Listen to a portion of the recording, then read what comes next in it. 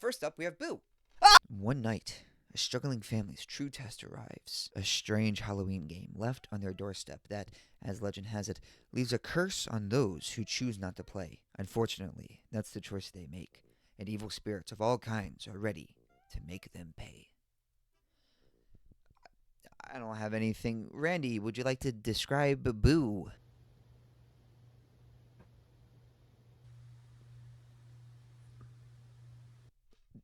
It's a pretty apt description. It's one of those nothing movies. One of those movies where nothing happens. You know those movies. The main character is just that this family's falling apart. And even then, it's written inconsistently. No characters in this movie are consistent or good or worth talking about. So the plot that this family's falling apart and that it's because they're Christian, you know, it's that stereotype where it's, oh, that's not in the good book. Like, I'm so sick and tired of that stereotype. Because, like, as a Christian, like, I know it's pretty accurate, but like, shut up. It's like going to the comments and then being like, hey, your haircuts suck. I know it sucks. What is there to be gained by having this conversation? The movie starts off and you're like, okay, so it's like a really, really dumb premise done fine. It's not good. And then the movie goes along and nothing keeps happening. Like, I don't know, there's a hint of competency in it, but it just isn't. Get out of my way, frickin'. But it just doesn't manifest. For example, jump scares. I hate jump scares, but there is a right way to do them. This is not one of those ways. He's gonna pop out. Told you. They're about to jump scare us. I should not be able to do that. There's an art form to jump scares. Like, honestly, whether you like those movies or not, I think Smile is a great example of how to do jump scares correctly. Because say what you want, there is a lot of tension in those movies. Unless you're numb to jump scares, and then there's no tension in those movies. But I'm talking specifically about good jump scares. Never mind. Because, like, they try to... What do they even attempt to do? You have the side of the family that it's the dad with the Bible, and he's being all... Grr. There's sort of the two sides of that, which is like the kid who's scared of everything and will never experience life. And then there's the other side, which is the kid that is just going hog wild, balls to the wall, doing everything against the Bible. In this case, it's just having premarital sex and doing marijuana. Whoa. Don't tell Jesus. But it's just done so poorly. The worst she does is have sex in a car. Like, I mean, that's not comfortable, but like, I don't know if that's really a way to show someone's like a horrible person. Honestly, I just hated her from the get-go because she's just the prick. She's just like emotionally distant and not there. And then, you know, you come to find out that it's like, oh, well, it's because she has some sort of mental illness. She hears voices. So yeah, that's why she's not there. It's not because she's a prick. It's because she's got the brain. Yeah, that. It's also framed weirdly because she's like, what, 22? And just with her parents? But her parents are like, you can't go out tonight, Missy. It's like, shut up. I'm an adult. I can just walk out. It's fine. And she does. She does just walk out. But she also, like, she reacts as if what they're saying matters. And then it's a weird dynamic. And then you have the kid that's scared of everything, who the decor in his room. Is that a plumbus on his wall or a penis?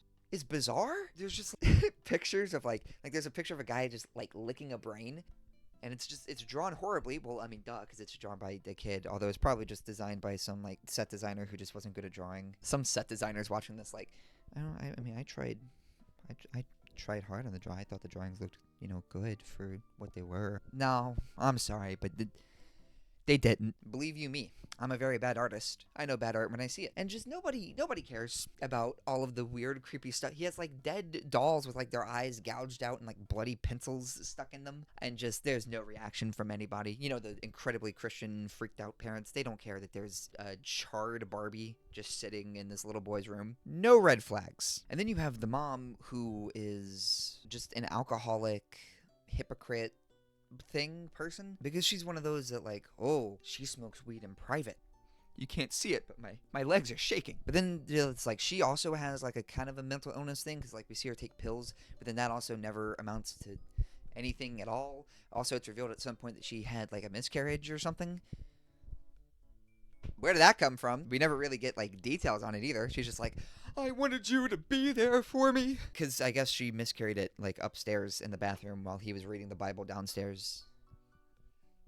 I don't know. It's weird because, like, the movie is very obviously anti-Christian, but also it ends with them losing faith and dying. They go, screw God, and then they burn, kind of like how you would burn in hell. Was this intentional? I don't know if I'm willing to give this movie that much credit, but maybe. Because the thing, too, is, like, some of the things are, like, almost cohesive, like, almost thought out, but they just don't go anywhere or do anything or mean anything. You know what I mean? And then the dad gets, like, the least characterization out of, like, most of the movie is the mom looking miserable, the daughter sinning, and then the boy looking scared, and then you have the dad who is just doing nothing. He does nothing. I mean, he goes to a library and reads a Bible. He has a Bible at home. What do you go to the library for? You're just adding sets for no reason. And I don't know why. I saw this little kid. I thought he was like a little Holocaust kid, but he's just some kid whose eyes got blown out. Whatever. Who cares? Like, the visuals are fine. Like I said, they got the timing off for all of the horror stuff, but there was a very clear and honestly respectable attempt at most of the things. What I cannot appreciate is just the concept of the movie. We're nearing Bye-Bye Man levels of stupidity, because it's like this little note, and it's the least scary poem ever that they tried to make it scary by having a kid do this and say it into a camera. But see, when they say it with their little child voice, it suddenly becomes spooky. Not to mention the opening. I didn't even talk about the opening. How did I forget about the opening? The opening, it's just 5 minutes. It's just 5 minutes of this. Of that. 5 minutes. I was so bored, I was just reading the names out loud and just seeing how many I could pronounce correctly. Which I nailed, by the way. Just throwing that out. I don't know why that last name is spelled like gnocchi, but I nailed it. The ghost or demon, whatever it is, it shows them visions, but it also doesn't hurt them in any way at all. It kind of causes them to hurt themselves. So I guess it's no, that literally is the Bye-Bye Man. This is literally the Bye-Bye Man.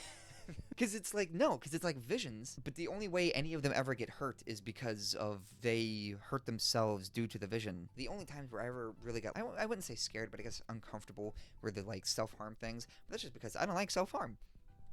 Hot take. When somebody takes a razor blade and goes to town, I look away. Sue me. Like, none of the family drama stuff was good, because it wasn't developed. It was established. So what are you going to do with it? And the movie's like, what?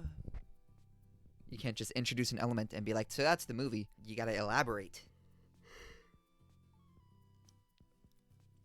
There's like one or two, like, 2-second shots that I thought were neat. You know, the dad getting flown back, and then also, like, the fireplace lighting up, and, like, the grand room. Like I said, in general, most of the, like, camera work and really most of the everything, except for the, you know, writing and acting and timing, was really not that bad. I mean, I would not say that it was good, but you could make something good with that level of skill. You know what I mean? It's just that they did not. For a first movie, I appreciate that it didn't melt my brain. I don't have that same level of confidence going into Cemetery Gate. A giant mutated Tasmanian devil is stolen from a lab by 2 eco-activists and escapes near an old cemetery where a group of unsuspecting college students, of course, are making a zombie film. The hideous creature takes up residence in the old mining tunnels beneath the graveyard, feasting on both the living and the dead. Meanwhile, 2 scientists responsible for the deformed creature are desperately searching the countryside, witnessing the carnage of their poor little precious. Their search leads them down a path of mutilated corpses as they continually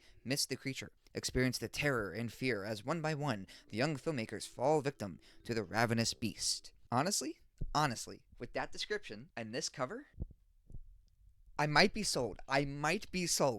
Where do I even begin with this masterpiece of cinema? So the movie starts off with these 2 people that they come into, like, this science lab. It looks like a normal science lab until they just sort of shine a light on just a jar just sort of full of vague blood. And then they don't say, like, who they are or anything, but they're both dressed in, like, it looks like a uniform, but one of them spray paints "science equals murder" onto the wall. And so we're like, all right, well, they're not here to fix the sink or something. If I had not read the back of the box, I don't know if I would have known that they were environmentalists. I think I would have been able to figure it out, because they just kept, like, going on and on and on and on. And there's just a scene where they're in a truck and they're like, oh man, you know, those scientists, they skin puppies, you know that, right? And the other guy, he's just making, like, weird faces the whole time and going, hey, motherfuckers. Motherfuckers, man.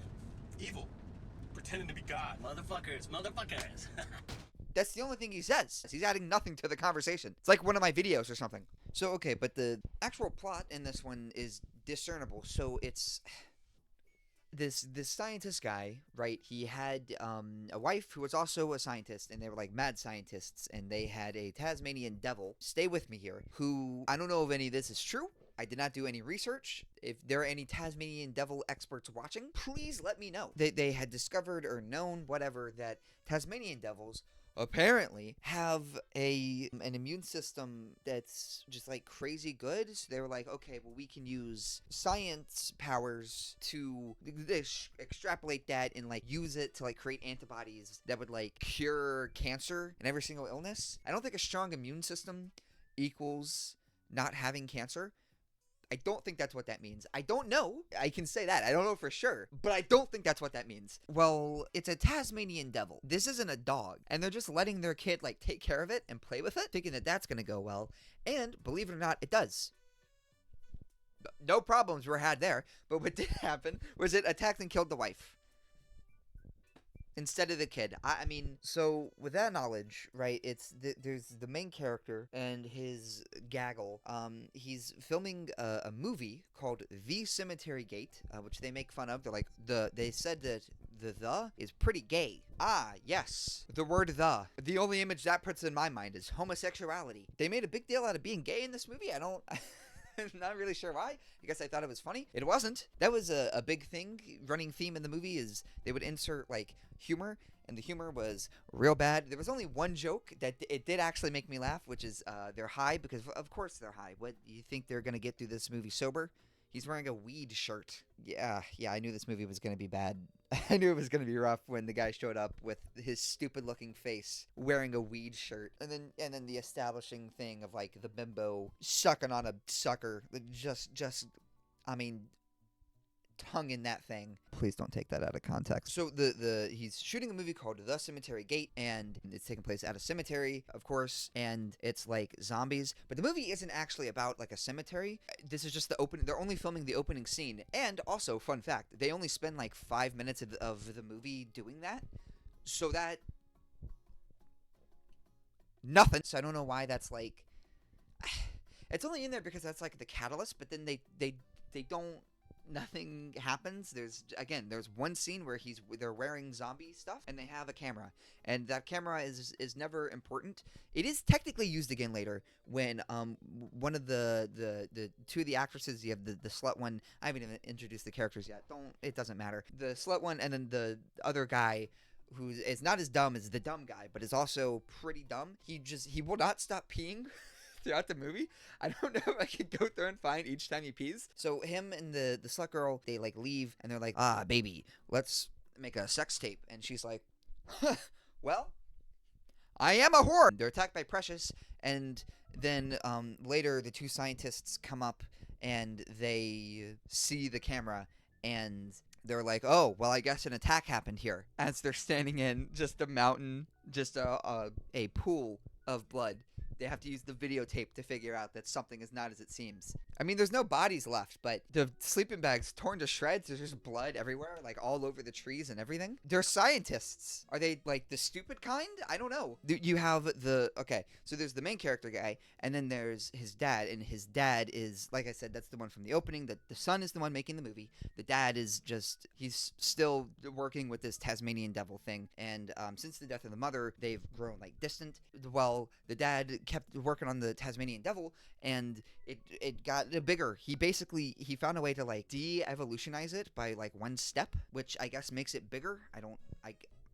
Don't ask me. The thing's bigger now, and it's like all hungry and ready for blood. And the dad's assistant is like freaking out at him, and so they go out and hunt it. And so they're hunting it, and as they're hunting it, the MC and like his gaggle are filming the movie.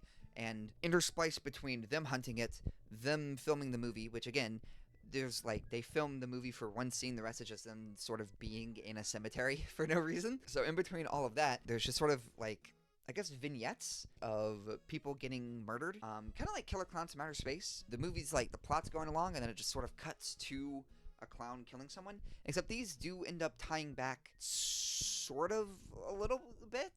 They have this one guy that's like a fisherman guy with the worst teeth I've ever seen. The preferred drug here is meth, where I live. So I've seen a lot of very, very bad teeth, and his take the cake for sure. I don't know how they got such accurate looking British teeth on an American production. Maybe they like flew him over. So there's like a fisherman guy that like warns them about the cemetery owner. The fisherman guy later in the movie, he's part of one of these vignettes and he just sort of dies. It has no effect on anything. Don't worry about it. There's the cemetery guy who he does end up dying, and that also ends up not mattering. But he has like these two kids. That one of them, it's like the mean country kid, and then like the country kid. The mean one is doing like the world's worst Theo Von impression. Even with like his face, it's like his facial anatomy. It's like he was born to just look like not Theo Von. They spit constantly. I don't know what country people you're hanging around with. The ones that I know do not spit that much. There was one guy I knew that spit that much. But only one, not two of them. You know, that's too many. And by the way, they never end up really mattering. I just realized this. They end up not mattering at all because they're introduced and we're like sort of following them, and then they become the lens through which we see like the vignettes. So they'll be like walking towards the cemetery, and then there'll be a hiker, and then the hiker gets killed, and then they're doing it again, and it's a lady hiker this time, or a lady cyclist, whatever. And her has a wheel that's flat, so she's basically a hiker now. And she gets killed, but not before they try to rape her. It's a bad movie. You gotta throw rape in there. You gotta fit it in there somehow, dude. I'm just doing this, just trying to get the cogs in my brain to work, because I get like a few details out, and then the gears get stuck. Because it's all just a jumbled mess of nothing important happening. There's this one thing that is like, these are like the most unrelated of the vignettes. It's like these two drug people, they're doing peyote. I don't know how to say it. I've never done it. I don't really know anything about it. But they're like, yeah, we'll do this peyote and it'll show us our spirit animals. As a setup for a joke scene where he sees the Tasmanian devil and thinks that it's a spirit animal, and then it kills him. And then it goes and kills the guy that he's with. They had like 5 minutes of screen time. About as much screen time as the actual plot of them making the movie.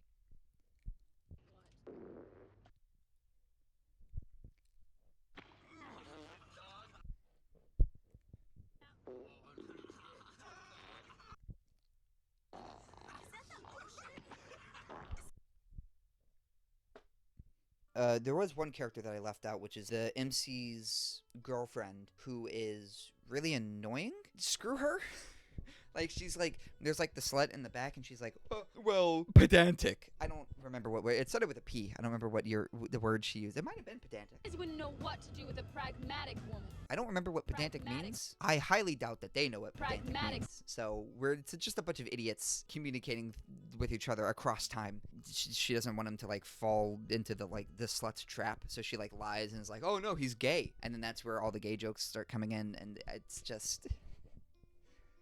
They're not even making jokes. They're just saying like, well, at least I'm not gay.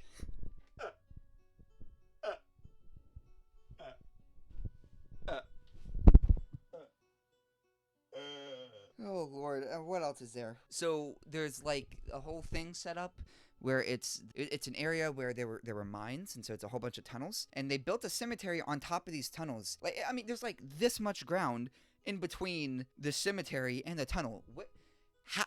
How and why did they build a cemetery on top of tunnels? Who does that? I don't think you're supposed to do that.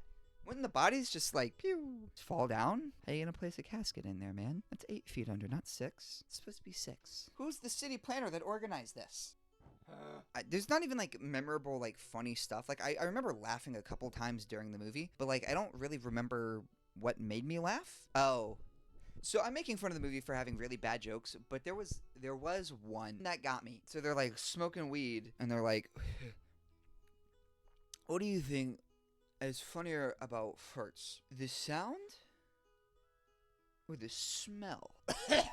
Sound for sure, dude. And I have to agree, it's the sound. The sound of farts that's what makes them funny. The smell, although she does bring up a good point. She says that the smell is for deaf people. Pretty good point, actually, when you think about it. What else?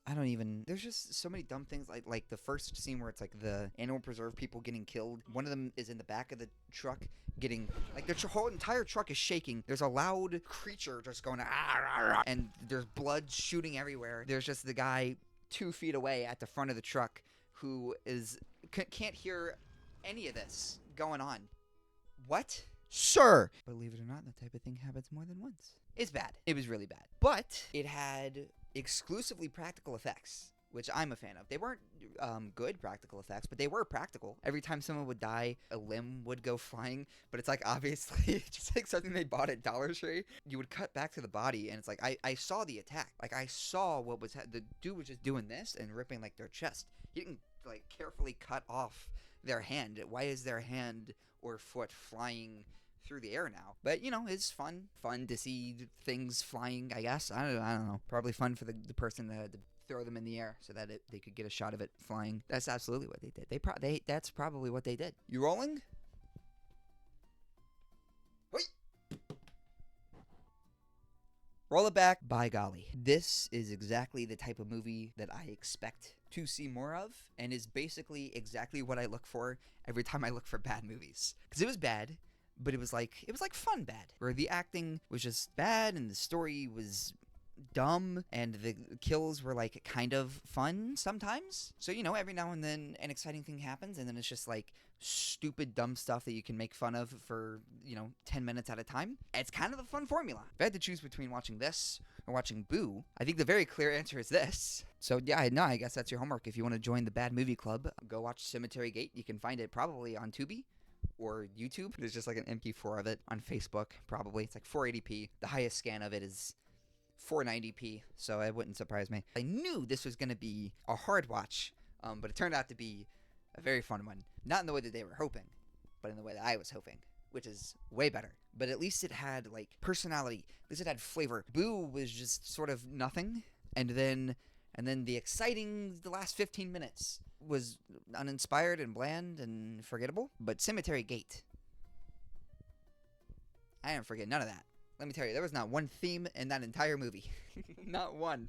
And it was better for it. Boo tried to have themes. Oh, we're a serious movie. Shut up. I'm surprised I made it through. I thought my brain would be much more mushy by the end of this. But I could watch one more. I'm not going to. But I could. And that's a sign I'm onto something great here. This is something I want to do more of, which is just watch really, really horrible movies and talk about them, whether it's unscripted or scripted, I don't know. And it kind of sucks because like the quality of each one really depends on about like whether or not the movie is any good. It's only fun if I blind watch it, but like even the ones that aren't worth talking about, I feel like I should still talk about in some way, which is why I focused so much on Boo instead of just finding a replacement movie. If anybody knows any horrible movies that I should watch, please let me know. I will get on that. So yeah, Cemetery Gate is now officially backed by the Bad Movies Club. Yeah. Ooh. Congratulations. I prefer writing videos, but people wanted me to be unscripted. I have a stutter, so I don't know why he wanted me to be unscripted. It's a horrible idea. But the people voted, 9 people, and like 6 of them said unscripted. So I was powerless to stop them.